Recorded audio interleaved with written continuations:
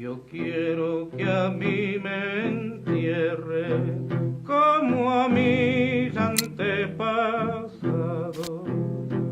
Yo quiero.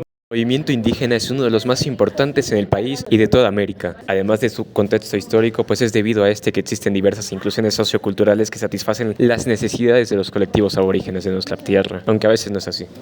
¿Cómo surge este movimiento en la patria? Desde los tiempos de la colonia ha existido este tipo de reivindicaciones, pero el que denominamos movimiento indígena moderno surge a partir de la organización de sindicatos campesinos y de la formación de la Confederación de Indios en la década de 1920 y 1930, centrando sus ideales a políticas de izquierda, teniendo una gran influencia del socialismo y las afiliaciones hacia el Partido Comunista del Ecuador. Fue a su vez un grupo político e ideológico predominante en la gestión del movimiento indígena. En una forma de fortalecer a los pueblos indígenas del país, en el año de 1980 se forma la CONACNIE, Consejo Nacional de Coordinación de Nacionalidades Indígenas. En 1986 se realizó el primer congreso de la CONACNIE, formando oficialmente a la CONAIE, Confederación de Nacionalidades Indígenas del Ecuador, un ente con 16 metas, entre ellas, protección de los derechos de comunicaciones indígenas, controlar sus tierras, el desarrollo de regiones rurales y la instrucción de la lengua quichua en las escuelas, además de otros objetivos que velan por la identidad, inclusión y respeto de la cosmovisión y organización de los pueblos indígenas. ¿Para qué sirve? Generalmente como una forma representativa de las necesidades de los pueblos indígenas, aunque ha habido ocasiones que como ente representativo de todo un colectivo ha llamado a todo este a exigir lo que de forma diplomática no se cumple en el Ejecutivo, debido a que los principios de la CONAIE se interponen a lo que determinados gobiernos y grupos electos disponen, y entre aquellos sus principios que incomodan a la burguesía ahí están: la autonomía y autodeterminación de los pueblos y recursos naturales, la promoción de la interculturalidad y el respeto por la diversidad cultural. Ejemplo de aquella indiferencia gubernamental fue la de 1990. Durante el gobierno de Rodrigo Borja se dio un levantamiento masivo protagonizado por casi todas las provincias de la sierra. La causa, nefastas implementaciones políticas y económicas que afectaban a los más desfavorecidos, el pueblo, el cual reclamaba varias cosas: solución y legalización en forma gratuita de la tierra y territorio para las nacionalidades indígenas, agua para regadío, consumo y políticas de no contaminación, reforma del artículo 1 de la Constitución que declara al Estado plurinacional. La obra del Borja, hemos dicho así.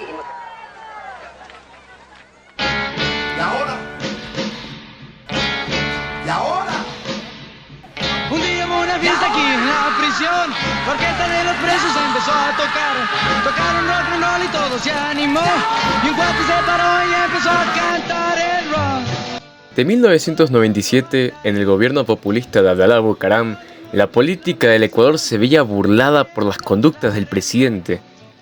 Políticas económicas tales como la eliminación del subsidio a los servicios públicos y el GLP, así como el alza del IVA del 10% al 12%, desencadenaron las protestas, destituyendo también al presidente. En septiembre de ese año, la CONAIE y otras agrupaciones promovieron la convocatoria de una asamblea constituyente. En agosto de 1998 entró en vigencia una nueva constitución.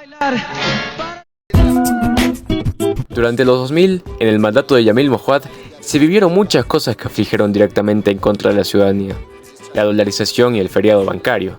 La CONAIE provocó un levantamiento por la inestabilidad que se vivía y junto a Lucio Gutiérrez fue derrocado al presidente Yamil Mohuad. Antes, el gobierno había incrementado la tarifa eléctrica, el precio de los combustibles y del GLP, entre otras medidas acordadas con el FMI. El 10 de agosto del 2003, Lucio Gutiérrez llegó a la presidencia con el apoyo de varios sectores, entre los que se destacó Pachacutic, el partido político de la CONAIE, el cual Gutiérrez después traicionó cuando firmó un acuerdo con el FMI. Sin embargo, esa no fue la causa principal de su derrocamiento en 2005. La detonante fue que Gutiérrez llegó a un acuerdo con el expresidente Abdalá Bucaram para permitir el momentáneo regreso de este desde Panamá. En 2019 se provocó otro levantamiento más. Durante el gobierno de Lenín Moreno se eliminaron los subsidios a los combustibles y se veía cómo se cumplía con la agenda fiscal del FMI, hecho suficiente para haber salido a protestar. El presidente entonces hizo un llamado al diálogo y la CONAIE aceptó, a condición que la medida sea revisada. Durante 2022, en el gobierno de Guillermo Lasso, la protesta se inició en respuesta a las políticas extractivistas y neoliberales del gobierno del presidente Lasso, así como a la falta de diálogo y escucha por parte del gobierno hacia las demandas de los pueblos indígenas, el cual demandaba la reducción y suspensión del aumento de los combustibles, el respeto de los derechos colectivos, la suspensión de la privatización de los sectores energéticos, el control de precios de productos de primera necesidad y políticas públicas que acabasen con la ola de violencia que sufría y sufre el Ecuador. En conclusión, el movimiento indígena en Ecuador ha sido y continúa siendo una de las fuerzas sociales más importantes y constantes en la defensa de los derechos colectivos, la justicia social y el respeto por la diversidad cultural. Desde sus raíces en la época colonial hasta su consolidación en el siglo XX con la creación de organizaciones como la CONAIE, ha desempeñado un papel fundamental en la construcción de un Estado más inclusivo y consciente de su realidad plurinacional. A través de levantamientos, movilizaciones y participación política, el movimiento ha logrado visibilizar las demandas históricas de los pueblos indígenas, resistiendo frente a políticas neoliberales, extractivistas y decisiones gubernamentales que han afectado a los sectores más vulnerables. Pese a las dificultades y presiones políticas, el movimiento indígena sigue siendo una voz clave en la defensa del territorio, los recursos naturales y la autonomía de las nacionalidades indígenas del Ecuador. Como a mis antepasados.